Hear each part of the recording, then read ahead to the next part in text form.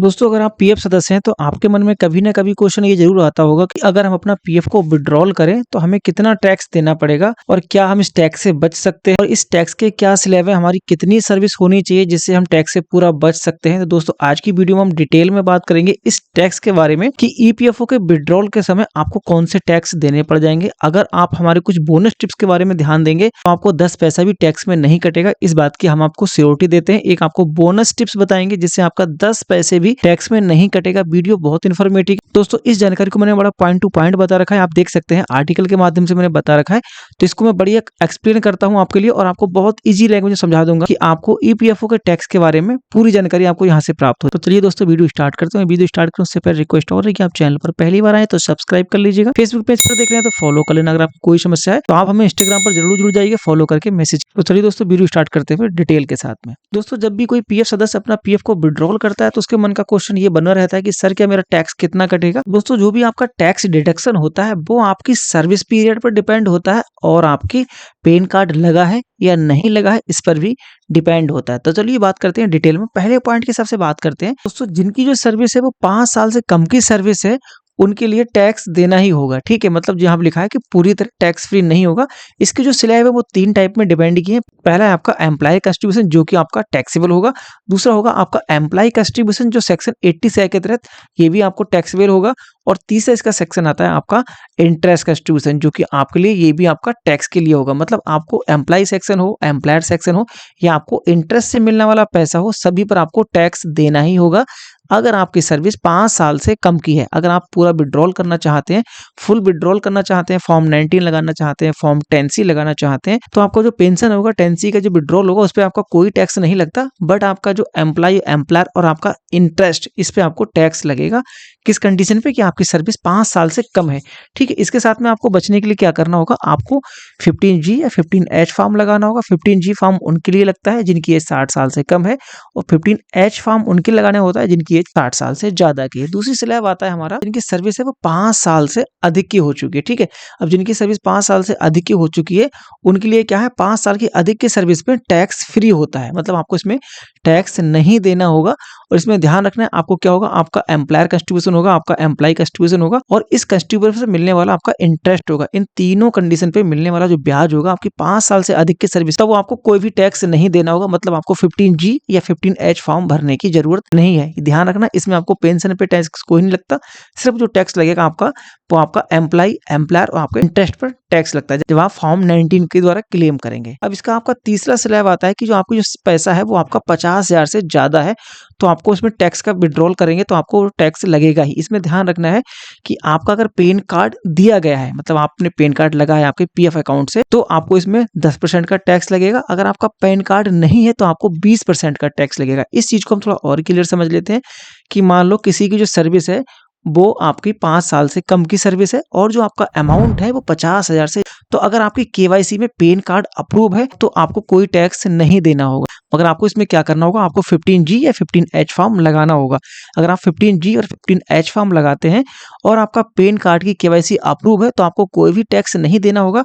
अगर आप इसमें 15G या 15H फॉर्म नहीं लगाते हैं तो आपको टैक्स देना होगा। ठीक है, तो आपको कितना टैक्स देना होगा, तो आपको देना होगा 10%। आप समझ गए, मतलब आप 15G या 15H फॉर्म नहीं लगाएंगे और आपका पैन कार्ड लगा हुआ तो आपको 10% का टैक्स देना होगा। इसी प्रकार से अगर आपका पैन कार्ड नहीं दिया गया है और आपका 15G और 15H फॉर्म भी नहीं दिया गया है तो आपको ये टोटल हो जाएगा वो आपका 30% टैक्स हो जाएगा, क्योंकि आपका पैन कार्ड भी नहीं लगा है और आपने 15G और 15H फॉर्म भी नहीं दिया गया है। तो ध्यान रखना है जो आपका टैक्स की लिमिट होती है ये कोई फाइनल टैक्स नहीं होता।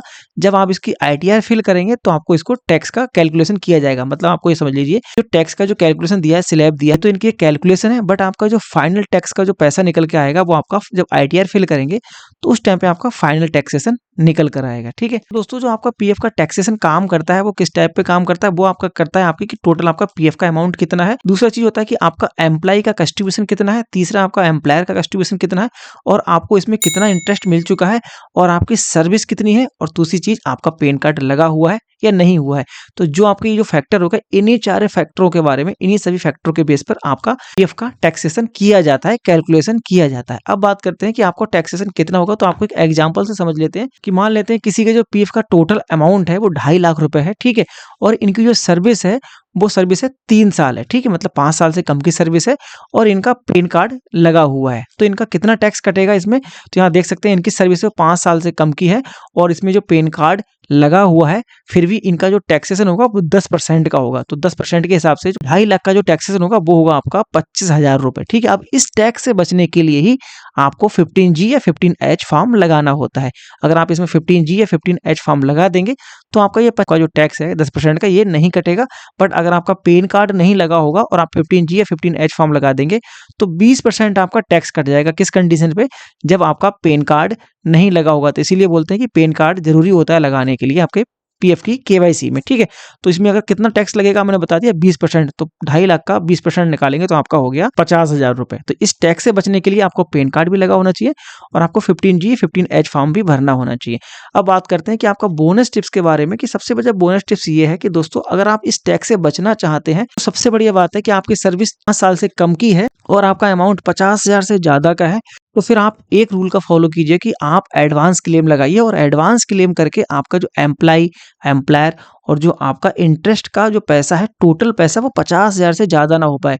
आप विड्रॉल कीजिए एडवांस क्लेम से फॉर्म 31 के द्वारा, जिससे आपका अमाउंट 50,000 से कम का हो जाएगा। तो आपको 15G फॉर्म लगाने की जरूरत नहीं पड़ेगी और फिर आपका पैन कार्ड लगा हो या ना लगा हो तब भी आपका कोई टैक्स नहीं कटेगा। मतलब आपका अमाउंट 50,000 से जैसे ही कम हो जाएगा तो आपको 15G 15H फॉर्म भी नहीं लगाना होगा और आपको पैन कार्ड की केवाईसी भी नहीं लगानी होगी। ये जरूरी नहीं होगा। अगर किसी की पैन कार्ड की केवाईसी लगी है तो बहुत अच्छी बात है, बट आपका 15G या 15H फॉर्म लगाने की जरूरत नहीं पड़ेगी। तो ये एक बोनस टिप था कि अपने पूरा विड्रॉल निकालने से पहले आप अपने अमाउंट को 50,000 से कम कर लीजिए। आपको ना तो 15G फॉर्म भरना होगा, ना 15H फॉर्म भरना होगा, ना पैन कार्ड लगाना होगा। आपका 10 पैसे भी टैक्स नहीं कटेगा। बट जिनकी सर्विस 5 साल से ऊपर की हो चुकी है उनके लिए तो कोई दिक्कत नहीं है। उनको सिर्फ पैन कार्ड की केवाईसी अप्रूव होनी चाहिए।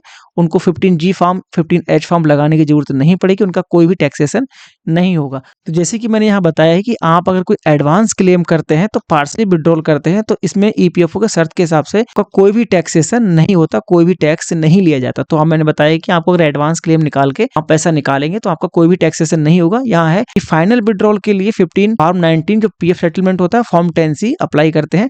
तो आपका जो ऑनलाइन क्लेम लगाएंगे तो इसमें आपका जो फॉर्म 19 होगा इसी पे टैक्स लिया जाता है। फॉर्म 10C पर कोई टैक्स नहीं लिया जाता, क्योंकि जब गवर्नमेंट आपको पेंशन पर ब्याज नहीं देती तो फिर उस पर कोई टैक्स भी नहीं काटती। जो आपका पीएफ का अमाउंट होता है एम्प्लायर पर, उस पर जब गवर्नमेंट आपको ब्याज देती है तो उस पर टैक्स भी काटती है। सीधा समझिए, अगर आपको गवर्नमेंट ब्याज दे रही है तो टैक्स काटेगी और ब्याज नहीं दे रही है तो टैक्स नहीं काटेगी। तो किस सेक्शन पर ब्याज नहीं मिलता आपको पता ही है, पेंशन सेक्शन पर कोई ब्याज नहीं मिलता, तो इस पर कोई भी टैक्स नहीं कटेगा। तो आपको टैक्स से बचने के लिए क्या करना है, आप कुछ बोनस टिप्स यहाँ बता रखे हैं मैंने।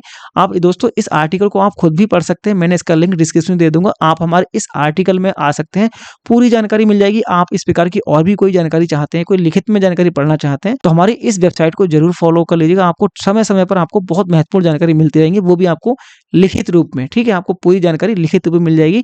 तो यहाँ पे जो बोनस टिप्स वो ये है।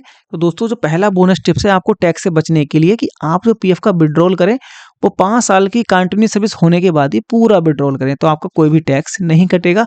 अगर आप जॉब चेंज करने वाले हैं तो पीएफ अमाउंट को एम्प्लॉयर शेयर में ट्रांसफर कर लें, जिससे आपको ट्रांसफर करते रहेंगे तो आपको कोई टैक्स नहीं होता। और ध्यान रखना है कि आपको पैन कार्ड हमेशा ईपीएफ से अपडेट और वेरीफाइड होना चाहिए, क्योंकि अब मान लो पैन कार्ड में आपने कुछ भी करेक्शन कराया, काम नाम डेट ऑफ बर्थ, तो आपको दोबारा से पैन कार्ड को तो अपने केवाईसी में अप्रूव करवा देना है। और ध्यान रखना दोस्तों, जिनका पैन कार्ड आधार कार्ड से लिंक नहीं होगा उनको भी टैक्स काट लिया जाएगा, क्योंकि आपका पैन कार्ड एक्टिव रूप में एक्टिव नहीं होगा, क्योंकि आपका पैन कार्ड आधार कार्ड से लिंक नहीं है। तो अपना पैन कार्ड भी आधार कार्ड से लिंक जरूर होना चाहिए। तो आपको पैन कार्ड से आधार कार्ड लिंक होने की प्रक्रिया जाननी है तो हमें बता दीजिएगा। उसकी वीडियो का लिंक इस वीडियो को डिस्क्रिप्शन मिल जाएगा, जाके चेक कर लेना कि आपका पैन कार्ड आपके आधार कार्ड से लिंक है या नहीं। तो कैसे चेक करते हैं, विदिन आपको 2 मिनट में पता चल जाएगा। फिलहाल तो यूट्यूब पर बहुत सी वीडियो मिल जाएंगी। अगर आप हमारी वीडियो देखना चाहते हैं तो इस वीडियो को डिस्क्रिप्शन मिल जाएगा, जाके चेक कर लेना कि अपने पैन कार्ड को आधार कार्ड से कैसे लिंक करते हैं, उसका स्टेटस कैसे चेक करते हैं, ठीक है?